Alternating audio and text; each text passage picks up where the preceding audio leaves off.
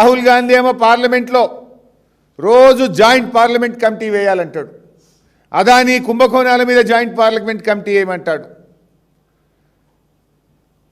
Stock market crash అయిన దాని మీద జాయింట్ పార్లమెంట్ కమిటీ వేయమంటాడు. ఒకటి కాదు 10 సార్లు రాహుల్ గాంధీ గారు జాయింట్ పార్లమెంట్ కమిటీ వేయమని పార్లమెంట్లో ప్రభుత్వాన్ని నిలదీస్తూ వస్తున్నాడు. అంటే మీరు చేస్తే ఒప్పు, మేము చేస్తే తప్ప, మీ రాహుల్ గాంధీ అడిగితే ఒప్పు, బీఆర్ఎస్ పార్టీ అడిగితే తప్ప, ఎందుకు ముందుకు వస్తలేవు హౌస్ కమిటీ వేయడానికి? హౌస్ కమిటీ వేస్తే బయటకు వస్తాయి కదా. గతంలో నీ కాంగ్రెస్ పార్టీయే ఆ రోజు ఒగులాపురం మైన్స్ మీద హౌస్ కమిటీ వేసింది కదా. మీరు ఇప్పుడు ఎందుకు భయపడుతున్నారు హౌస్ కమిటీ వేయడానికి? అంటే ఇవాళ మేము ఈ స్కామ్ను బయట పెట్టాం. ఇవాళ ముఖ్యమంత్రి గారు ఏమంటున్నాడు?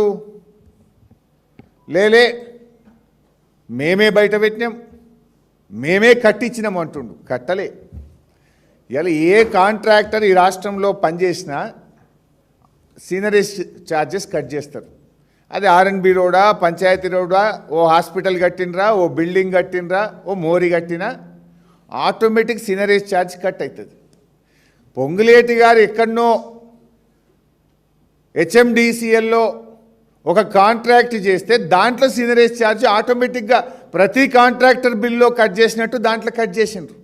దానికి అక్రమ మైనింగ్కు సంబంధం లేదు.